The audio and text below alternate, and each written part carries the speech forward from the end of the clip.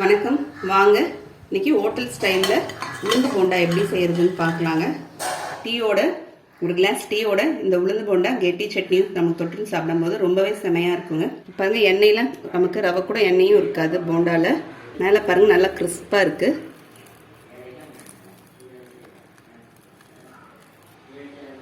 இப்போ உளுந்து ஒரு கிளாஸ் அளவுக்கு எடுத்து வச்சுருக்கேங்க. இது அளவு பார்த்தீங்கன்னா 200 கிராம் அளவுக்கு முழு வெள்ளை உருட்டு உளுந்துங்க. இப்போ நம்ம ஒரு 4-5 தடவை நல்லா கழுவிட்டு ஒரு மணி நேரம் நான் ஊற வச்சு எடுத்து வச்சுருக்கேன். இப்போ நம்ம அரைச்சிடலாங்க. இப்போ கிரைண்டரில் தாங்க அரைக்க போகிறேன். எப்பயுமே உளுந்து வடைக்கும் போண்டாவுக்கும் நம்ம கிரைண்டரில் அரைச்சோம்னா ரொம்பவே நல்லாயிருக்கும். அப்படி நீங்கள் கிரைண்டரில் அரைக்கல, மிக்சியில் தான் அரைக்க போகிறீங்கன்னா 1 மணி நேரம் ஊற வச்சுட்டு ஃப்ரிட்ஜில் திரும்பியும் 1 மணி நேரம் வச்சுருங்க.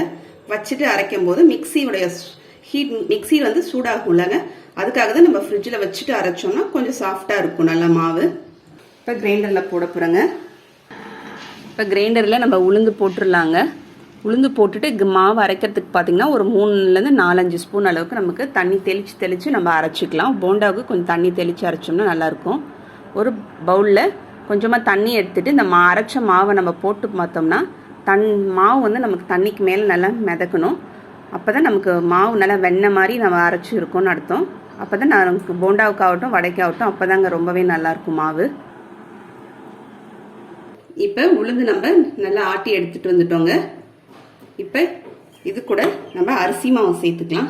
இப்போ இந்த கிளாஸால் ஒரு கிளாஸ் நான் உளுந்து எடுத்திருந்தேன்னா அரை கிளாஸ்க்கு கொஞ்சம் கம்மியாக அரிசி மாவு எடுத்திருக்கேன். இது 50 கிராம்லேருந்து ஒரு 60 கிராம் அளவுக்கு இருக்குங்க.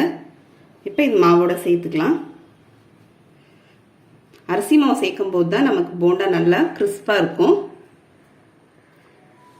200 கிராமுக்கு ஒரு 50 கிராம் நமக்கு கரெக்டாக இருக்கும் அரிசி மாவு. பொடிசாக கட் பண்ண பச்சை மிளகாய் சேர்த்துக்கலாங்க.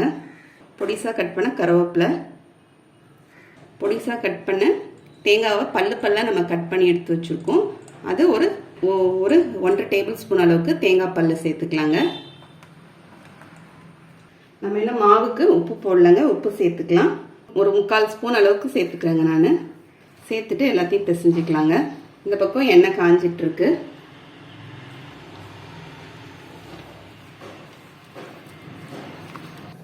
இப்போ கொஞ்சமாக இதில் மிளகு சேர்த்துக்கலாங்க. மாவு அரைக்கும் போது நம்ம கொஞ்சமாக தண்ணி தெளித்து அரைக்கணும். அப்போ தான் நம்ம அரிசி மாவு சேர்க்கும் போது நமக்கு கரெக்டாக இருக்கும்.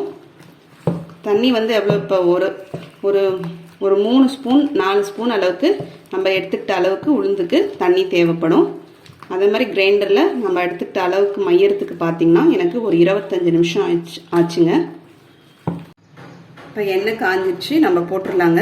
கையில் கொஞ்சமாக பவுலில் தண்ணி நனைச்சிட்டு அதுக்கப்புறமா நம்ம எடுத்து போட்டுக்கலாம்.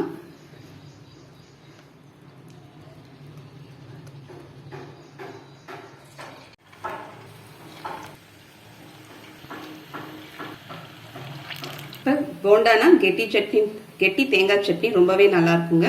அதுக்கு ஒரு மிக்சி ஜாரில் ஒரு 1/2 கப் அளவுக்கு தேங்காய் சேர்த்துக்கலாம்.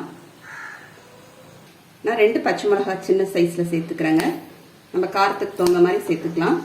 1 டேபிள் ஸ்பூன் பொட்டுக்கடலை கொஞ்சம் கம்மியாகவே சேர்த்துக்கலாங்க தேங்காய் சட்னிக்கு. கொஞ்சமாக உப்பு சேர்த்துடலாங்க. கொஞ்சமாக புளி சேர்த்துக்கலாம். கொஞ்சமாக தண்ணி ஊற்றி நல்லா கெட்டியாக அரைச்சிக்கலாங்க. இப்போ நமக்கு தேங்காய் கெட்டி சட்னியும் ரெடி ஆயிடுச்சுங்க. இப்போ ஒரு பக்கம் நல்லா வெந்து வந்துருக்கு பாருங்கள். இப்போ நம்ம திருப்பி விட்டுடலாம்.